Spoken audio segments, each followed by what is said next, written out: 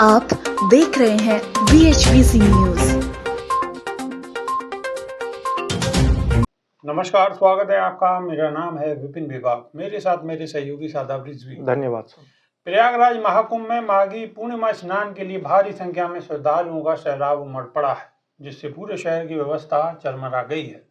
लोग कई किलोमीटर तक पैदल चलने पर मजबूर हैं। कुंभ नगर आने वाले तमाम रास्तों पर कई किलोमीटर लंबा जाम लगा हुआ है, जिसे लेकर समाजवादी पार्टी के अध्यक्ष अखिलेश यादव लगातार सवाल उठा रहे हैं। अखिलेश यादव ने सोमवार सुबह से एक के बाद एक कई पोस्ट कर महाकुंभ में तीर्थयात्रियों के होने वाली समस्याओं को लेकर सवाल खड़े किए हैं। सपा अध्यक्ष ने अपनी पहली पोस्ट में लिखा है कि प्रयागराज में चतुर्दे के जाम की वजह से न तो खाने पीने के लिए खाद्यान्न है और न सब्जी मसाले उपलब्ध हो पा रहे हैं और न ही दवाई, पेट्रोल, डीजल। इससे प्रयागराज व महाकुंभ परिसर तथा प्रयागराज आने जाने वाले मार्गों पर फंसे करोड़ों भूखे प्यासे थके हारे श्रद्धालुओं की हालत हर घंटे बद से बदतर होती जा रही है। ये एक अति गंभीर स्थिति है।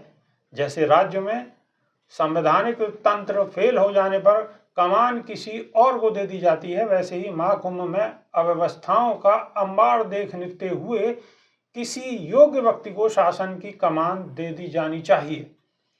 अयोग्य लोग झूठा प्रचार कर सकते हैं, सच्ची व्यवस्था नहीं। सभा अध्यक्ष ने इस दौरान भीषण जाम को लेकर भी सवाल खड़े किए हैं और कहा है कि महाकुंभ जाम में फंसे लोग अपने वाहनों में घंटों से कैद हैं। दैनंदिन जरूरतों के लिए महिलाओं तक के लिए कोई स्थान नहीं है। जो लोग रास्ते में बेसुध हो रहे हैं, उनकी देखभाल का कोई इंतजाम नहीं है। श्रद्धालुओं के मोबाइल फोन की बैटरी खत्म हो गई है, जिससे उनका अपने लोगों से संपर्क टूट गया है। सादाब रिजवी। अखिलेश यादव हर घंटे नजर बनाए हुए हैं कुंभ मेले पर, और जो भी वहाँ अर्थव्यवस्थाएं, जो भी वहाँ व्यवस्थाएं खराब हैं, उन पर लगातार सरकार को चेताने का काम कर रहे हैं। और अब तो हार थक के ये कह चुके हैं कि अब तो सरकार को इस्तीफा दे देना चाहिए, मुख्यमंत्री को इस्तीफा दे देना चाहिए, और ये सरकार के बस की बात ही नहीं है। देखिए बेबाक जी, सबसे बड़ी बात इसमें यह है कि अखिलेश यादव जो सवाल उठा रहे हैं, उनका सवाल उठाना इसलिए जायज़ है क्योंकि सपा सरकार में जब महाकुंभ आए हैं या कुंभ आए हैं, तब तक वहाँ पर व्यवस्था चाक चौबंद रही है। तो उनका सवाल उठाना या उनका सक्रिय रहना इसलिए भी ज़रूरी है। दूसरी बात, हर सरकार में जब भी कभी सरकार थी, समाजवादी पार्टी की या फिर गैर भाजपाई सरकार जब भी रही है और उनके समय में कुंभ आया है, तो कुंभ का एक जिम्मेदार अधिकारी बनाया गया है या एक मंत्री बनाया गया जिसको जिम्मेदारी सौंपी गई है। बिल्कुल पहली बार ऐसा कुंभ आया है जिसमें जिम्मेदारी खुद मुख्यमंत्री ने उठा रखी है। आप देखिए, सपा के कार्यकाल में, समाजवादी पार्टी के कार्यकाल में अखिलेश यादव मुख्यमंत्री रहे, उससे पहले मुलायम सिंह यादव मुख्यमंत्री रहे, लेकिन जिम्मेदारी किसको सौंपी गई? आजम खां को, जबकि वो एक मुस्लिम समाज से थे। लेकिन एक जिम्मेदारी सौंपी गई और उनसे कहा गया कि आपके कंधों पर कुंभ की जिम्मेदारी है और यहाँ पर कुंभ का जितना भी इंतजाम है वो आपको करना होगा, व्यवस्थित तरीके से करना होगा, और उन्होंने करके भी दिखाया।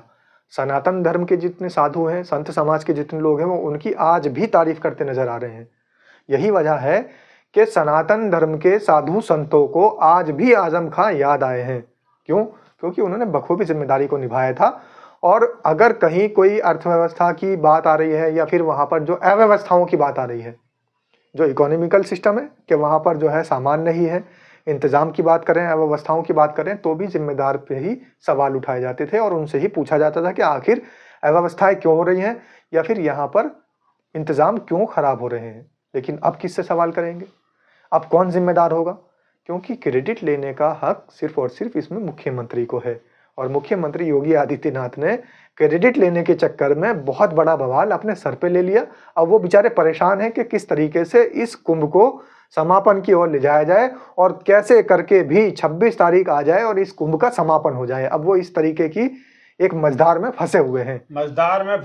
मुख्यमंत्री चाहते हैं कि कैसे भी जल्दी से जल्दी ये समय नजदीक आ जाए और कुंभ समाप्ति की ओर यानी समापन की ओर बढ़ जाए, तो उनकी जान छूट जाए। बिल्कुल। क्यों? कि आखिर मुख्यमंत्री ने जिम्मेदारी संभाली हुई है और मुख्यमंत्री पर निशाना कौन साधे? ना तो अधिकारी साध सकते हैं, ना पार्टी के लोग साथ सकते हैं, किसी की हिम्मत नहीं है। हाँ, अखिलेश यादव लगातार निशाना साध रहे हैं, लेकिन मुख्यमंत्री उन सारी चीज़ों को समझ रहे हैं, सुन रहे हैं, लेकिन कोई जवाब नहीं दे रहे। बिल्कुल। अब कुछ लोग ये कहेंगे कि मुख्यमंत्री योगी आदित्यनाथ ने भी प्रभारी बनाए हैं, जैसे द्विवेदी जी को और वैभव कृष्ण जी को जिम्मेदारी सौंपी है। तो इस तरीके से आईपीएस अधिकारी तो उस समय भी रहे हैं, जो आईजी डीआईजी लेवल के अधिकारी थे उस समय में भी सारे काम कर रहे थे। तो इनके ऊपर जाकर के एक जिम्मेदार किसी मंत्री को सरकार के या सरकारी किसी भी तंत्र को इन्वॉल्वमेंट करके इसमें बताना चाहिए था कि हमने इन लोगों को जिम्मेदारी दे रखी है और ये व्यवस्था ढंग से करेंगे, और कहीं भी कोई अव्यवस्थाएं आती हैं तो इन पर उसकी जिम्मेदारी का ठीकरा फूटेगा। लेकिन अब जिम्मेदारी का ठीकरा किस पर फूट रहा है? खुद मुख्यमंत्री योगी आदित्यनाथ पे, क्योंकि योगी आदित्यनाथ ओवर कॉन्फिडेंस में थे और वो ये चाह रहे थे कि महाकुंभ जैसे हमेशा की तरह बिल्कुल पूर्ण तरीके से सफल हो जाता था, इस बार भी सफल होगा और क्रेडिट मुझे मिल जाएगा। लेकिन इस बार उनका नसीब खराब था, भाग्य के कमजोर निकले। क्रेडिट की जगह उनके ऊपर तमाम लाछन लग चुके हैं, तमाम लोगों के कत्ल के इल्जाम लग चुके हैं और लाशों का सौदागर लोग उनको बोल रहे हैं कि लाशें लोगों की गायब करने का भी काम मुख्यमंत्री योगी आदित्यनाथ ने किया है, लोगों को इधर उधर छुपाने का काम भी मुख्यमंत्री योगी आदित्यनाथ ने किया है। जो वहां पर त्रासदी हुई, जितना लोगों का जान का माल का नुकसान हुआ, उस घटना को भी छुपाने का काम मुख्यमंत्री योगी आदित्यनाथ ने किया है। दूसरी तरफ सरकारी खजाने का दुरुपयोग करने का काम भी मुख्यमंत्री योगी आदित्यनाथ ने किया है। तो जवाब योगी आदित्यनाथ को ही देने होंगे और सारे आरोप भी योगी आदित्यनाथ के सर पर ही मढ़े जाएंगे। बिल्कुल, सारे आरोप योगी आदित्यनाथ जी के ऊपर ही मढ़े जाएंगे और सारी जिम्मेदारी भी उनकी है। अब समय धीरे धीरे नज़दीक आ रहा है, लेकिन मुख्यमंत्री अपनी जान छुटाना चाहते हैं, कोई जवाब नहीं देना चाहते। धीरे धीरे वक्त गुजर रहा है, लोग परेशानी में हैं, लेकिन यात्रा लगातार जारी है। कई कई घंटों के जाम हैं, खाने की व्यवस्था नहीं है, पीने की व्यवस्था नहीं है, फ़ोन चार्जिंग की व्यवस्था नहीं है और लोग वहाँ से वीडियो भी नहीं बना पा रहे हैं। अब तक तो वीडियो आ रही थी, लेकिन अब फ़ोन ही चार्ज नहीं है तो वीडियो भी नहीं आ पा रही है। अखिलेश यादव लगातार सवाल उठा रहे हैं। अब इन सवालों के दौरान ही नई नई खबरें भी वहाँ से आ रही हैं। जैसे एक खबर आ रही है, हम इससे पहली खबर में जिक्र कर चुके हैं कि राहुल गांधी पे सवाल उठाया जा रहा है। मनुस्मृति को लेकर राहुल गांधी पे सवाल उठाया जा रहा है कि वो क्लियर करें कि वो हिंदू हैं या नहीं हैं। अब इस पे राजनीति शुरू हो जाएगी और लोगों की परेशानी लेकिन बेबाक ये तो खबर आ रही है क्योंकि राहुल गांधी के ऊपर सवाल उठाए जा रहे हैं, लेकिन लोगों को जो परेशानी है उसकी खबरें नहीं उठाई जा रही हैं, विपक्ष के नेता उठा रहे हैं। और एक अभी आपको याद होगा कि एक जो अदाकारा थी और वो महामंडलेश्वर बना दी गई थी, ममता कुलकर्णी उनका नाम है, महामंडलेश्वर बना दी गई थी। उन पर आरोप लगे थे कि उन्होंने अखाड़े की जो प्रमुख थी उनको पैसा दे करके ये पद ग्रहण किया है। तो वो जो महालक्ष्मी जी थी वहाँ पे महामंडलेश्वर जो अखाड़े की थी, किन्नर अखाड़े की, उनको हटा दिया गया था।